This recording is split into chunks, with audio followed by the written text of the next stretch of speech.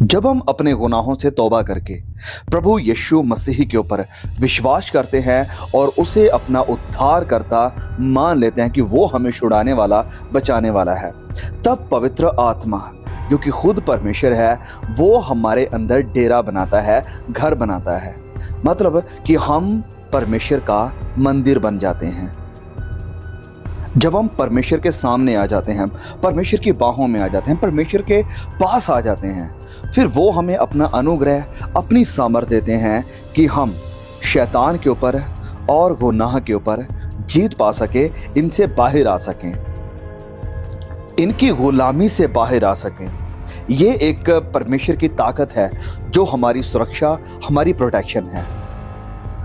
और जब परमेश्वर का बड़ा, परमेश्वर की सुरक्षा, परमेश्वर की प्रोटेक्शन हमारे आसपास हो जाती है, परमेश्वर के लहू में हम कवर हो जाते हैं, तो फिर शैतान हम तक अप्रोच नहीं कर सकता है, पहुंच नहीं सकता है। हाँ, हमें टेम्प्ट कर सकता है, हमें उलझा सकता है, लेकिन वो हमें हरा नहीं सकता। और इसी कारण संत यूहन्ना भी लिखते हैं, पहला यूहन्ना अध्याय 4 और उसके वचन 4 में कि हे प्रिय बालकों, तुम परमेश्वर के हो और उन आत्माओं पर जय पाई है, क्योंकि जो तुम में है वह उससे जो संसार में है बड़ा है। तो जैसे मैंने पहले भी कहा कि परमेश्वर अपने आत्मा के द्वारा अपने फरिश्तों को भेजकर आपके आसपास में अपना बाड़ा लगाता है, हेज लगाता है, ताकि जो विरोधी है, एनिमी है, वो आपके ऊपर अटैक ना कर सके, आपको गिरा ना सके, आपको हरा ना सके। हम वचन से जानते हैं कि शैतान ने भी परमेश्वर के सामने इस बात की गवाही दी कि परमेश्वर ने अय्यूब के आसपास इर्द गिर्द अपना बाड़ा लगा कर रखा है, हेज लगाकर, प्रोटेक्शन लगा कर रखी है। अय्यूब के आसपास लगाई हुई परमेश्वर की प्रोटेक्शन को शैतान तोड़ नहीं सका और अय्यूब के ऊपर अटैक नहीं कर सका जब तक कि परमेश्वर ने खुद उसे परमिशन नहीं दी थी।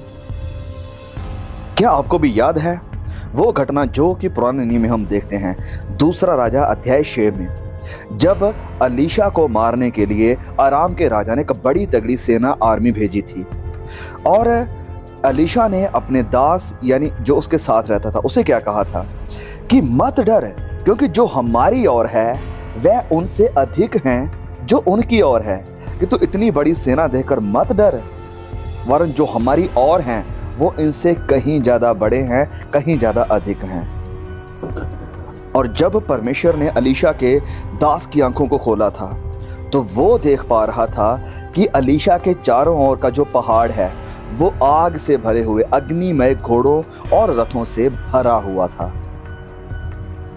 पौलुस भी इसे कुछ इस तरह से बयान करते हैं कुलुस्सियों अध्याय 3 वचन 3 में, क्योंकि तुम तो मर गए और तुम्हारा जीवन, अब तुम्हारी जिंदगी मसीह के साथ परमेश्वर में छिपी हुई है। वाह, परमेश्वर में आप छिपे हुए हैं। लेकिन जब हम ये जानते हैं कि जो मसीह में है वो परमेश्वर में छिपे हुए हैं, शैतान उनके ऊपर अटैक नहीं कर सकता है, शैतान उनके अंदर घुस नहीं सकता है, मतलब उन्हें पोजेस नहीं कर सकता है, तो फिर क्यों हम कई बार ऐसा सुनते हैं कि कई मसीह लोग भी ये कहते हैं कि उनके ऊपर शैतान के अटैक्स होते हैं, उनके परिवारों में शैतान के अटैक्स होते हैं, या उनके परिवार के किसी मेंबर में जो कि मसीह में भी है, चर्च भी जाता है, फिर भी वो डीमन पोजेस हो गया, फिर भी उसके अंदर शैतान या बुरी आत्माएं समा गई। ये कैसे मुमकिन है? देखिए, इसे समझने से पहले हमें सबसे पहले ये समझना बहुत ही जरूरी है कि शैतान, जैसे वचन में लिखा है कि गर्जने वाले सिंह की नाई हमेशा आपके आसपास रहता है, वो देखता रहता है, मौका ढूंढता है, प्रिविलेज ढूंढता है कि कब उसे मौका मिले कि आपके ऊपर या किसी के ऊपर वो अटैक करे। और प्रभु यीशु ने भी कहा कि उसका मकसद है चुराना, चोरी करना, मारना, घात करना, हत्या करना। तो सुनिए ध्यान से भाइयों, शैतान उन्हीं के ऊपर ऐसे अटैक्स कर सकता है, उन्हीं के अंदर समा सकता है, पोसेस कर सकता है जिन्होंने शैतान को खुद जगह दे दी है, जिन्होंने खुद शैतान के लिए एक छोटा सा दरवाजा या खिड़की ओपन कर दी है कि हाँ, तुम अंदर आ जाओ, वी वेलकम यू। अब आपका सवाल ये होगा कि हम शैतान को ऐसे जगह कैसे देते हैं, हम कैसे शैतान को अपने अंदर इनवाइट कर सकते हैं, हम कैसे शैतान के लिए दरवाज़ा खोलते हैं। आप इस आंसर से वाकिफ़ हैं कि जब हम अपनी ज़िंदगी में किसी गुनाह को जगह देते हैं, गुनाह को कल्टीवेट करते हैं, तभी शैतान को जगह मिल जाती है अपना पैर आपकी ज़िंदगी में रखने के लिए। चलिए एक वचन पढ़ते हैं, बहुत ही खूबसूरत। इफिसियों अध्याय 4 वचन 25 से लेकर और वचन 31 तक पढ़ेंगे। ध्यान से सुने। लिखा है कि इस कारण झूठ बोलना छोड़कर, सबसे पहला गुनाह यहां पर मेंशन किया गया है झूठ बोलना छोड़कर हर एक अपने पड़ोसी से सच बोले, क्योंकि हम आपस में एक दूसरे के अंग हैं। क्रोध करो पर पाप मत करो। सूर्य अस्त होने तक तुम्हारा क्रोध ना रहे और ना शैतान को अवसर दो। शैतान को ऐसा करके अवसर मत दो। चोरी करने वाला फिर चोरी ना करे, वरन भले काम करने में अपने हाथों से परिश्रम करे, इसलिए कि जिसे प्रयोजन हो उसे देने को उसके पास कुछ हो। कोई गंदी बात तुम्हारे मुंह से ना निकले, पर आवश्यकता के अनुसार वही निकले जो उन्नति के लिए उत्तम है, ताकि उससे सुनने वालों पर अनुग्रह हो। परमेश्वर के पवित्र आत्मा को शौकित मत करो, जिससे तुम पर छुटकारे के दिन के लिए शाप दी गई है। सब प्रकार की कड़वाहट, प्रकोप और क्रोध और कलह और निंदा सब बैर भाव समेत तुमसे दूर हो जाएं। ये सारी चीजें तुमसे दूर हो जाएं, जिनके कारण वचन में जैसे हमने लिखा है कि शैतान को अवसर मिलता है। तो सबसे पहला जो गुनाह हम इस लिस्ट में देख रहे हैं वो संत पौलुस मेंशन कर रहे हैं झूठ, यानी अ लाई। जब हम झूठ बोलते हैं इसका मतलब है कि हम शैतान को अवसर दे देते हैं, जैसे ये वचन बार बार मेंशन कर रहा है। अब झूठ ही क्यों यहां पर सबसे पहले मेंशन किया गया है? क्योंकि वचन में लिखा है कि शैतान झूठों का बाप है, बाप झूठों का। तो जब हम हैबिचुअली लगातार हमारी आदत बन चुकी है झूठ बोलना, तो इसका मतलब सिंपली ये है कि हम शैतान के बच्चे बन गए हैं। प्रभु यीशु ने कहा यूहन्ना अध्याय 8 वचन 44 में कि तुम अपने पिता शैतान से हो और अपने पिता की लालसाओं को पूरा करना चाहते हो। वह तो आरंभ से, शुरुआत से ही हत्यारा था और सत्य पर स्थिर या खड़ा ना रहा, क्योंकि सच्चाई उसमें है ही नहीं। जब वह झूठ बोलता है तो अपने स्वभाव ही से बोलता है, क्योंकि वह झूठा है, वरन झूठों का पिता है, बाप है। देखिए, जब हम सच्चाई पर खड़े रहते हैं और सच्चाई बोलते हैं, तब पवित्र आत्मा जो कि सच्चाई का आत्मा है वो हमारे अंदर काम करता है। लेकिन जब हम झूठ भरी जिंदगी गुजारते हैं और झूठ शुरू कर देते हैं, तब शैतान हमारी जिंदगी में काम करना शुरू कर देता है, उसे अवसर मिलता है। देखिए, हम में से भी कई लोग हैं जो कि कभी कभी झूठ बोलते हैं, जो कि अपने आप में गलत है। हमें इन सब से तौबा करनी चाहिए, इनसे बाहर निकलना चाहिए। लेकिन अब जो बहुत ही सीरियस बात है वो ये है कि अगर हमारी आदत बन चुकी है, हमारा बिजनेस, काम, धंधा, सब कुछ अगर झूठ के ऊपर ही खड़ा है, तो ये शैतान की फाउंडेशन पर खड़ा है। रिसेंटली जो हमने अपने दूसरे चैनल पर वीडियो डाला था, प्लीज़ अगर आपने नहीं देखा तो जरूर देखिए। उसमें एक भाई का यही हमसे सवाल था कि भाई मेरा बिजनेस ही ऐसा है कि जिसमें मुझे झूठ बोलना पड़ता है। तो भाई मैं आपसे रिक्वेस्ट करूंगा, देखिए मैं आपको तसल्ली नहीं दे सकता हूँ कि फिर कोई बात नहीं, आपका अगर काम है तो झूठ बोलते रहो। नहीं, मैं आपको गुमराह नहीं करना चाहता हूँ। मैं आपसे लविंगली यही कहूँगा कि प्लीज़ पवित्र आत्मा से मदद मांगिए, और सच्चाई का आत्मा कभी भी आपको झूठ के लिए अलाउ नहीं करेगा। सच्चाई के साथ चलो। अगर आपको झूठ बोलना भी पड़ता है तो छोड़ो झूठ है। एक बार परमेश्वर के साथ वफादारी में, सच्चाई में चलकर देखो, तो देखो परमेश्वर आपके लिए रास्ते खोलेगा। लेकिन अगर आप ये ठान चुके हैं, मान चुके हैं कि मेरा काम ही झूठ पर है, तो फिर परमेश्वर भी आपकी मदद नहीं कर सकता है। परमेश्वर से कहिए कि वो आपकी मदद करे और सच्चाई पर चलना शुरू करो। देखिए परमेश्वर आपके लिए जरूर रास्ते खोलेगा। देखिए, परमेश्वर खुद एक सच्चाई है। प्रभु यीशु ने अपने बारे में कहा कि मैं ही सच्चाई हूं, राह सच्चाई जिंदगी मैं हूं। पवित्र आत्मा के बारे में भी कहा गया है कि वो सच्चाई का आत्मा है। तो अगर परमेश्वर के हम बच्चे बच्चियां होने का दावा करते हैं, अगर हम पवित्र आत्मा की संतान होने का दावा करते हैं, तो फिर हम गुनाह भरी जिंदगी, गुनाह से भरी हुई यानी कि झूठ से भरी हुई जिंदगी गुजार नहीं सकते हैं। देखिए, पवित्र वचन में लिखा है, मैं इस चीज को छिपा नहीं सकता हूं, ना ही मैं छिपाना चाहूंगा, क्योंकि वचन इस बात पर क्लियर है।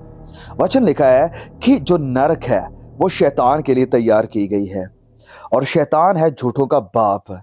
और वचन में ये लिखा है कि सारे झूठों का निवास स्थान वही होगा, यानी हमेशा की आग।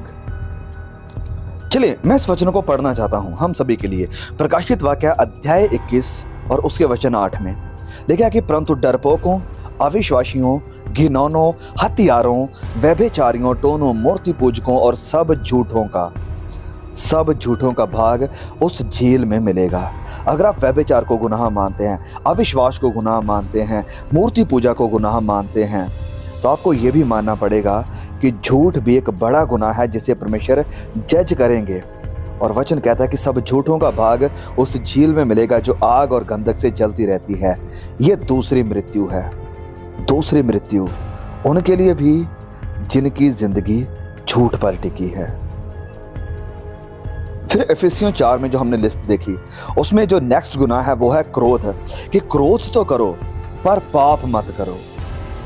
सूर्य अस्त होने तक तुम्हारा क्रोध ना रहे।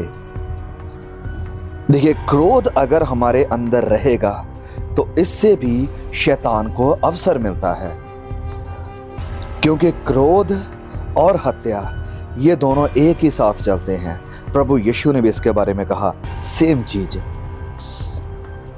मत्ती अध्याय 5 वचन 22 में, परंतु मैं तुमसे यह कहता हूं कि जो कोई अपने भाई पर क्रोध करेगा वह कचहरी में यानी वह न्याय में दंड के योग्य होगा। जो क्रोध करेगा, देखिए, जब हम क्रोधित हो जाते हैं तो वचन ने जैसे लिखा है कि क्रोध तो कर पर पाप मत कर। जब हम क्रोधित हो जाते हैं और फिर हमारी जिंदगी में पाप ये हो जाता है कि हम वो बातें कहते हैं जो हमें कहनी नहीं चाहिए, हम वो काम कर जाते हैं जो करने नहीं चाहिए, हम ऐसी बातें बोलते हैं जो कि एक दूसरे को दुखी करती हैं, हर्ट करती हैं। फिर इस वचन 29 में लिखा है कि कोई गंदी बात तुम्हारे मुंह से ना निकले। कोई गंदी बात है, तो गंदी बात भी जब हमारे मुंह से निकलती है, यह भी शैतान को अवसर देती है। और इसे और बहुत ही खूबसूरत तरीके से पौलुस बयान करते हैं अगले चैप्टर में, यानी चैप्टर 5 में वचन 3 और 4 में लिखा है कि जैसा पवित्र लोगों के योग्य है वैसा तुम में व्यभिचार और किसी प्रकार के अशुद्ध काम या लोभ की चर्चा तक ना हो। व्यभिचार, अशुद्ध काम और लोभ है, और ना निर्लज्जता, ना मूर्खता की बातचीत की, ना उपहास किया, क्योंकि ये बातें शोभा नहीं देती, वरन धन्यवाद ही सुना जाए। देखिए, हाँ, हमें उन लोगों के आसपास रहना अच्छा लगता है जो खुश दिल इंसान है, जो हमें खुश रखते हैं, या जिनकी मुंह से ऐसी बातें निकलती हैं जिससे हम प्रसन्न रहें। Okay, there is not a problem with that. ये कोई बुरी बात नहीं है, हंसी मजाक करना ये जिंदगी का हिस्सा है। लेकिन अगर इसकी बजाय अगर गॉसिप हो रही है या गंदी बातें उनकी ज़ुबान से निकल रही है, गंदे जोक उनकी ज़ुबान से निकल रहे हैं, और अगर हम ऐसे ग्रुप का, ऐसे लोगों का हिस्सा हैं, तो मतलब कि हम भी उनके गुनाहों में शामिल हैं। और वचन कहता है कि कोई गंदी बात ना तो आपकी ज़ुबान से निकले, और सिंपली इसका मतलब ये भी है कि ना ये गंदी बात हमारे कानों में आए, क्योंकि ये जो गंदी बातें हम सुनेंगे ये हमारे अंदर जाएंगी और हमारे अंदर को भी गंदा करेगी, हमारे विचारों को गंदा करेगी, हमारी आत्मा को शौकित करेगी, जिससे कि पवित्र आत्मा की जो प्रोटेक्शन है वो हमारी ज़िंदगी से हट जाती है। हम शैतान को अवसर दे देते हैं, उसके लिए जैसे मैंने कहा दरवाज़ा ओपन कर देते हैं, फिर शैतान को जगह मिल जाती है आपकी ज़िंदगी में आकर अटैक करने की, आपको परेशान करने की।